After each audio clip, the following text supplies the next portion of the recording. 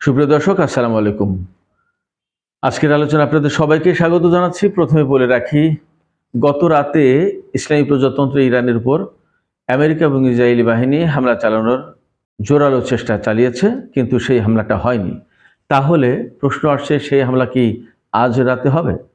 যদি সেই হামলা হয় তাহলে ইরান কিভাবে মোকাবেলা করবে? ইরানের প্রস্তুতি কেমন? যদি এইরকম যুদ্ধ হয় তাহলে ইরানের জনগণ কি ভাবছে, তাদের মনোভাবটা কি? পাশাপাশি ইরানের পরিস্থিতি বা কি এখন, সেটাও আমি জানাবো। আর আমেরিকা যদি ইরানের উপরে হামলা চালায়, তো এই যে বিশাল একটা শক্তিধর দেশ, সেই দেশের বিরুদ্ধে ইরান আসলে কি দিয়ে মোকাবেলা করবে, কতটা প্রস্তুত ইরানি বাহিনী, এ সমস্ত নিয়ে আলোচনা করব।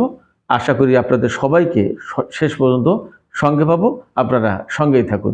তাহলে চলে যাচ্ছি মূল আলোচনায়।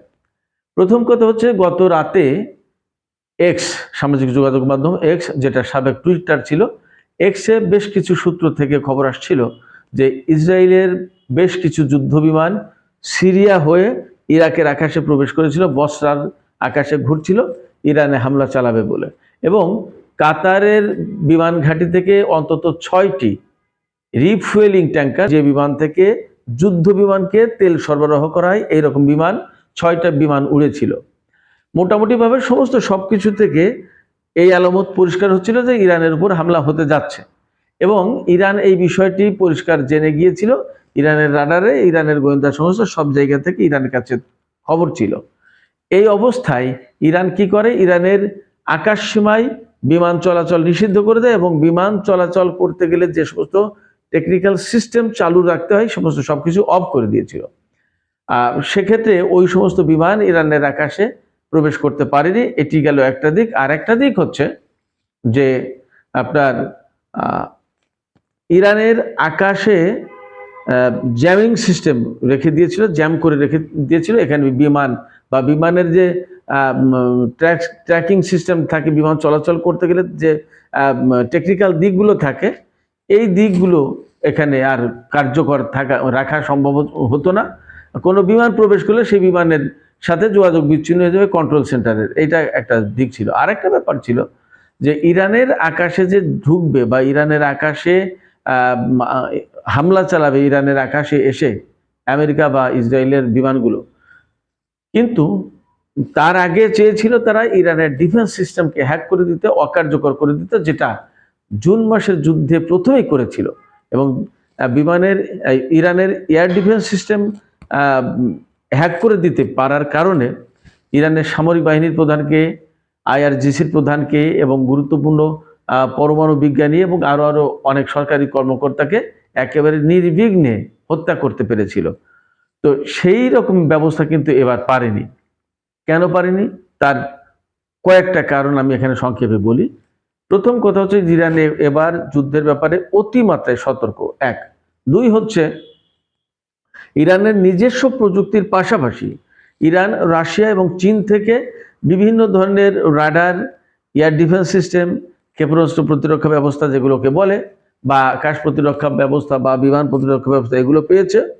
পাশাপাশি সবচেয়ে বড় কথা যেটা, ইরানের ভেতরে ইসরায়েলের হয়ে বা ইরানের শত্রুদের হয়ে যে সমস্ত এজেন্ট কাজ করতো, সেই এজেন্ট বা সেই চক্রটা ভীষণভাবে এখন দুর্বল। তাদেরকে ধরা হয়েছে, জেল দেওয়া হয়েছে, শাস্তির মুখোমুখি করা হয়েছে।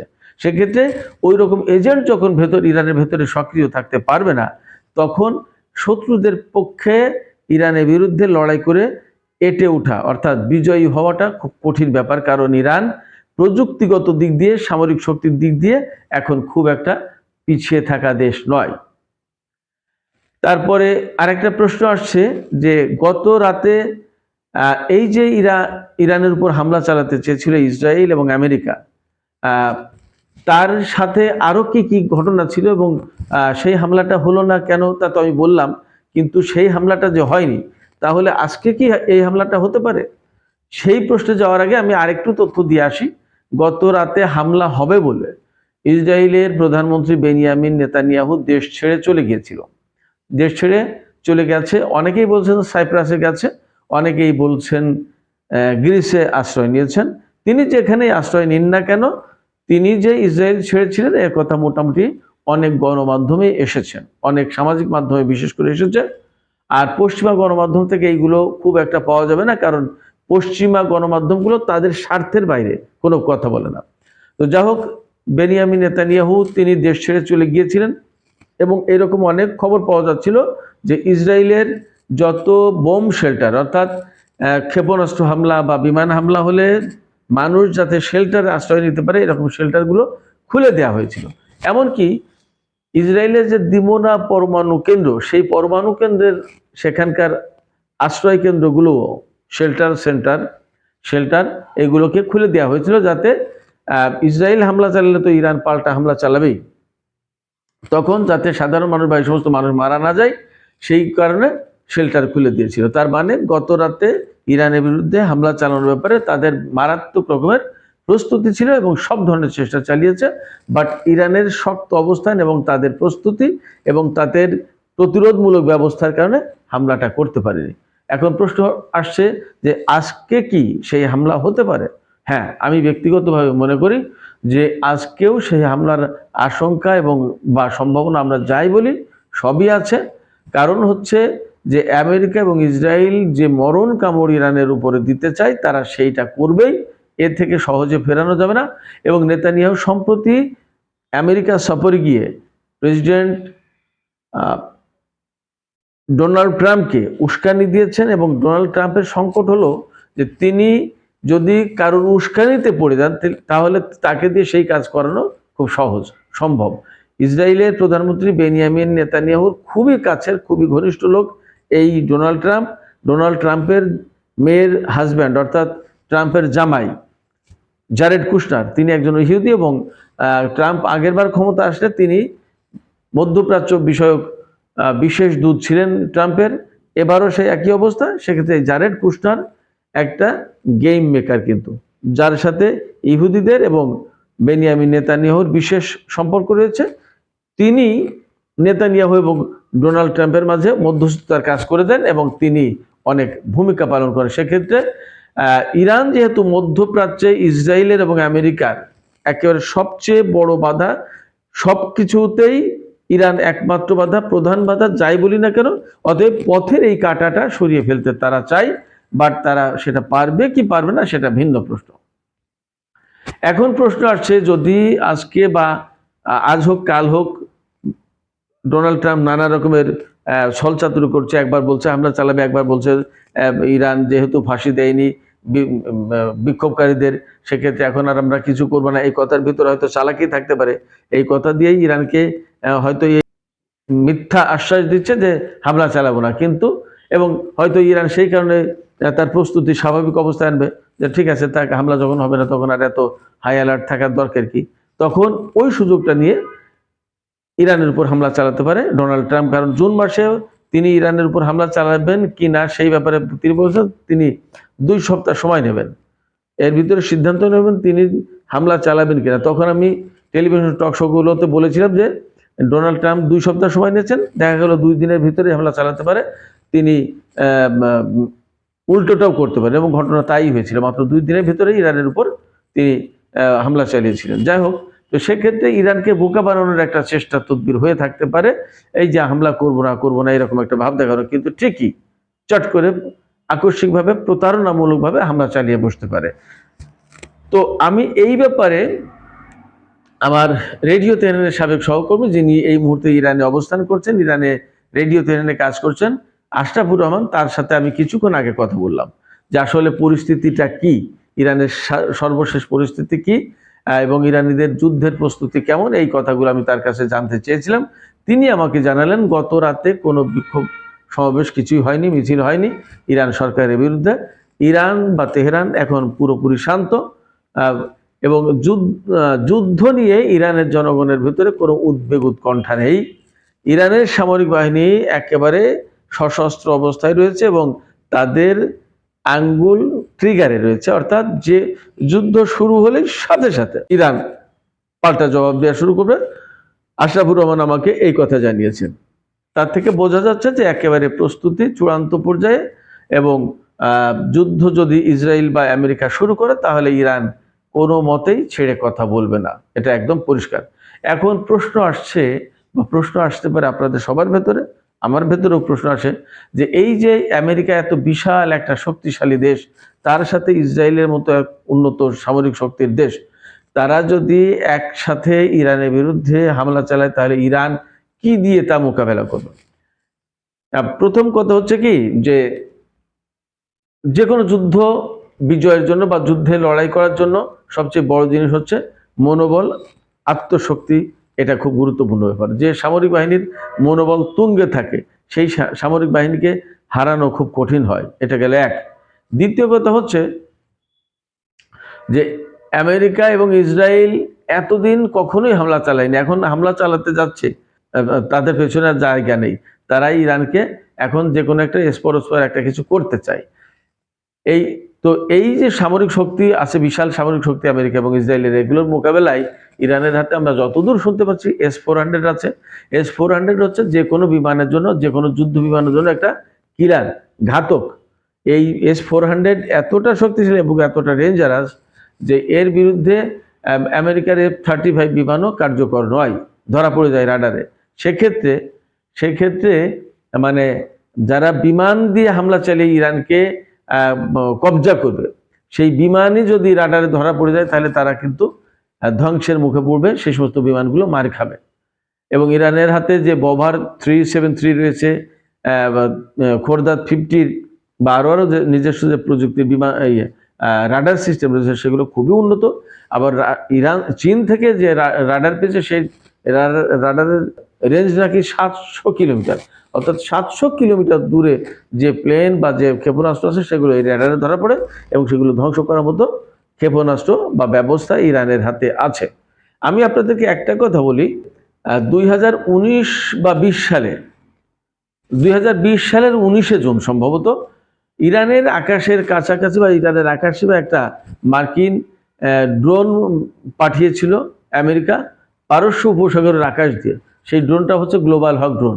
ওই ড্রোন ছিল সেই সময়কার বা এখনকার পর্যন্ত ইরানের হাতে, আমেরিকার হাতে থাকা সবচেয়ে বিপজ্জনক এবং প্রযুক্তিগতভাবে উন্নত ড্রোন, যেটা লেটেস্ট, এবং তার চেয়ে ভালো ড্রোন আর হয় না। এটা স্টেলথ প্রযুক্তির ড্রোন। মার্কিন বা পশ্চিমা সামরিক বিশেষজ্ঞরা বলেছিল যে এই ড্রোন পৃথিবীর কোনো রেডারে ধরা পড়বে না, কিন্তু ইরানের আকাশে প্রবেশ করার সাথে সাথে ইরানের রেডারে ধরা পড়েছিল। এবং সেদিন খোরদাদ 15 এই ক্ষেপণাস্ত্র প্রতিরক্ষা ব্যবস্থা দিয়ে, অর্থাৎ একটা ক্ষেপণাস্ত্র সিঙ্গেল শটে সেই স্টেলথ প্রযুক্তির ড্রোন, গ্লোবাল হক ড্রোন ভূপাতিত করেছিল। পাশাপাশি আপনাদের নিশ্চয়ই মনে আছে জেনারেল কাসেম সোলেমানিকে হত্যার পর ইরান ইরাকের আইন আল আসাদ ঘাঁটিতে, যেটা মার্কিন ঘাঁটি, সেই ঘাঁটিতে ব্যাপকভাবে হামলা চালিয়েছিল। এবং এরবিলে আরেকটা ইরান সীমান্তের কাছে কুর্দি অঞ্চলে, কুর্দিস্তানে মার্কিন আরেকটা ঘাঁটি, সেই ঘাঁটিতে হামলা চালিয়েছিল এবং ঘাঁটি একেবারে তছনছ করে দিয়েছিল। একটা ক্ষেপণাস্ত্র, ইরানের একটা ক্ষেপণাস্ত্র সেদিন ভূপাতিত করতে পারেনি। সেক্ষেত্রে ইরান কিভাবে মোকাবেলা করবে মার্কিন এবং ইসরায়েলি বাহিনীকে, সেটা আমরা এইগুলো থেকে কম বেশি বুঝতে পারি। সবচেয়ে আমি আর একটা বিষয়ে গুরুত্ব দিচ্ছি, ইরানের হাতে এতদিন যতটা বিমান শক্তি ছিল এখন তার চেয়ে অনেক বেশি বিমান শক্তি, কার্যকর বিমান শক্তি আছে। সেক্ষেত্রে বিমানের মোকাবেলা বিমান দিয়ে হবে, ক্ষেপণাস্ত্র দিয়ে হবে। ইরানের হাতে লেটেস্ট প্রযুক্তির অত্যন্ত কার্যকর ড্রোন আছে, এছাড়া বিভিন্ন প্রযুক্তির রেডার সিস্টেম আছে। সেক্ষেত্রে ইরানের জন্য খুব ভয় নেই, বরং এইরকম কোথাও শোনা যাচ্ছে যে ইরানের হাতে নাকি এই মুহূর্তে 10,000 কিলোমিটার পাল্লার ক্ষেপণাস্ত্র রয়েছে। 10,000 কিলোমিটার পাল্লার ক্ষেপণাস্ত্র যুদ্ধ হয়, সেটা আমেরিকা কাভার করে। তার মানে ইরান থেকে আমেরিকা হামলা চালানোর ব্যবস্থাও ইরানের হাতে আছে বলে শোনা যাচ্ছে। সর্বশেষ যে বিষয়টা নিয়ে আপনাদের সাথে কথা বলতে চাই, ইরানের হাতে পরমাণু বোমা আছে কিনা। আমি আপনাদেরকে বলি, 1979 সালে ইরানে ইসলামী বিপ্লব সফল হওয়ার পর থেকে এই পর্যন্ত আপনার পরমাণু কর্মসূচিকে কেন্দ্র করে ইরানের সাথে আমেরিকার সবচেয়ে বড় দ্বন্দ্ব, এবং ইরান কি সেটা বোঝে না। এবং সবচেয়ে আমি আর একটা কথা বলি, যে যেখানে 3%, 5% বা 6% সমৃদ্ধ ইউরেনিয়াম হলেই চলে আপনার বেসামরিক গবেষণার কাজে, মেডিসিনের ক্ষেত্রে, কৃষি ক্ষেত্রে, আদার কাজে, সেই জায়গায় ইরান 60%, 80% এনরিচ করে কি কারণে, এবং প্রচুর পরিমাণে সেগুলো আবার রপ্তানি করে, ভেতরে রাখে কি কারণে, এখান থেকে কিন্তু কিছু ইঙ্গিত পাওয়া যায়। এর ভিতরে সম্প্রতি আবার বলেছেন নাকি যে ইরান চাইলে 24 ঘন্টার ভেতরে বোমা বানাতে পারে। আর একটা তথ্য আমি কংক্রিট তথ্য দিই, ইরানের পরমাণু প্রযুক্তির যে প্রধান, ইরানের পরমাণু কর্মসূচির যে প্রধান জনাব ইসলামী, মোহাম্মদ ইসলামী, তিনি বলেছেন যে পরমাণু শক্তি ব্যবহার করে বিদ্যুৎ উৎপাদনের চেয়ে পরমাণু শক্তি দিয়ে বোমা বানানো সহজ ইরানের জন্য। এই কথাগুলো কিন্তু বিশেষ ইঙ্গিত বহন করে। সেক্ষেত্রে আমার কাছে মনে হয়, এবং ইরান যেহেতু বোঝে যে আমেরিকা এবং ইসরায়েলের মতো যাদের হাতে পরমাণু শক্তি রয়েছে, পরমাণু বোমা রয়েছে, সেক্ষেত্রে এদের মোকাবেলা করতে হলে শুধুমাত্র একদম সাধু সেজে, ভালো মানুষ সেজে গিয়ে যুদ্ধ করলে, শান্তির বাণী দিয়ে এদের সামনে গেলে হবে না। অতএব ইরান এগুলো ভালোই বোঝে। আমি মনে করি যে ইরান তার প্রয়োজনীয় ব্যবস্থা ঠিকই নিয়েছে। এখন প্রয়োজন হয়নি তাই বলছে না, কথা বলাটা তো জরুরি না, কাজটাই জরুরি। যদি ইরান তার বিবেক বুদ্ধি মতো কাজ করে তাহলে আপনারা সময় মতো মনে হয় দেখতে পারবেন, আমার বিশ্বাস। তো বন্ধুরা, আরেকটা প্রশ্ন ছিল আপনাদের সাথে আলোচনা করার বিষয় ছিল, সৌদি আরব কিন্তু বলেছে যে সৌদি আরব তার ভূমি ব্যবহার করতে দেবে না ইরানের বিরুদ্ধে যুদ্ধের জন্য। এই কথা কেন বলেছে? ইরান তার আগে বলেছে যে আঞ্চলিক যে কোনো দেশ ইরানের বিরুদ্ধে হামলার জন্য আমেরিকাকে সহযোগিতা করবে বা ঘাঁটি ব্যবহারের সুযোগ দেবে, সেই দেশের ঘাঁটিতে, সামরিক ঘাঁটিতে হামলা চালাবে ইরান। যেমন আগেরবার কাতারের আলুদেইদ ঘাঁটি থেকে ইরানে হামলা চালিয়েছিল আমেরিকা, ইরান কাতারের ওই ঘাঁটিতে হামলা চালিয়েছিল। তো সেক্ষেত্রে পরিষ্কার করে বলেছে যে এবারও যদি এরকম করে তাহলে কিন্তু ইরান হামলা চালাবে, তাতে কাউকে ছাড় দেবে না। এর প্রেক্ষাপটে ইরানকে জানিয়েছে সৌদি আরব যে তার মাটি ব্যবহার করতে দেবে না। প্রশ্ন হচ্ছে, তুরস্ক, কাতার, বাহরাইন, সংযুক্ত আরব আমিরাত, ওমান, ইরাক, কুয়েত এরা কি করবে? যেই করুক না কেন তার বিরুদ্ধে ব্যবস্থা নেবে। বিশেষ করে যে ঘাঁটি থেকে আমেরিকা ইরানের উপর হামলা চালাবে সেই ঘাঁটিকে লক্ষ্যবস্তুতে পরিণত করবে, তাতে কোনো সন্দেহ নেই। এখন প্রশ্ন আসতে পারে যে অনেক ঘাঁটি থেকে মার্কিন সেনা প্রত্যাহার করে দিয়েছে, তাহলে যুদ্ধ কিভাবে করবে? আমেরিকা পারস্য উপসাগর, ভারত মহাসাগর, আরব সাগর, তারপরে লোহিত সাগর, ভূমধ্য সাগর, এই সমস্ত জায়গায় জাহাজ মোতায়েন করে রেখেছে। এই সমস্ত জাহাজ থেকে, সাবমেরিন থেকে ইরানের উপরে হামলা চালাতে পারে, বিমান হামলা চালাতে পারে, দূরপাল্লার ক্ষেপণাস্ত্র দিয়ে হামলা চালাতে পারে। কিন্তু আমি আপনাদেরকে মোটামুটিভাবে নিশ্চয়তা দিয়ে বলতে পারি, ইরানের যে প্রস্তুতি এবং ইরানের হাতে যে সমস্ত সমরাস্ত্র রয়েছে ইরানের ভান্ডারে, তার থেকে কথা পরিষ্কার হয়, ইরান আমেরিকা যেভাবেই হামলা চালাবে না কেন, ইরান সেটা মোকাবেলা করার সামর্থ্য রাখে এবং সেইভাবে মোকাবেলা করবে, এবং সেইগুলো বুঝে শুনেই আমেরিকার সাথে এই শত্রুতায় নেমেছে বা আমেরিকার বিরুদ্ধে তার যুদ্ধ প্রস্তুতি রেখেছে। সেক্ষেত্রে আপনারা মোটামুটি ভরসা রাখতে পারেন ইরানের ব্যাপারে। আপনারা অনেকেই জানতে চান যে ইরান আসলে পারবে কিনা। আপনাদের অনেকের ভেতরে এক ধরনের আশঙ্কা আছে, এক ধরনের ভালোবাসা থেকে উদ্বেগ, উৎকণ্ঠা আছে। আমি ব্যক্তিগতভাবে মনে করি যে ইরানের প্রস্তুতিটা কিন্তু সেই রকম। অতএব আপনারা ভরসা রাখুন, আস্থা রাখুন। সবচেয়ে বড় কথা হচ্ছে যে ইরানের সামরিক বাহিনীর শক্তিও কিন্তু কম না, সেনার সংখ্যা কম না, ইরানের জনগণ ঐক্যবদ্ধ আছে এবং এই ইরানি জাতি একটা ফাইটার জাতি, যোদ্ধা জাতি, যুদ্ধের জাতি। 8 বছর ইরাকের বিরুদ্ধে যুদ্ধ করে সেই যুদ্ধে জিতেছে। আজ 45 বছর ধরে ইরান, আমেরিকা, পশ্চিমা শক্তি এবং একটা সময় গোটা বিশ্বের বিরুদ্ধে একাই দাঁড়িয়েছিল। ফলে ভয় পাওয়ার তেমন কিছু নেই। আস্থা রাখুন। সবাই ভালো থাকুন। আর এই ভিডিও, এই আলোচনা যদি ভালো লাগে, প্লিজ প্লিজ প্লিজ সাবস্ক্রাইব করুন, লাইক কমেন্ট করুন, সঙ্গে থাকুন। সবাইকে আবারও ধন্যবাদ। আসসালামু আলাইকুম।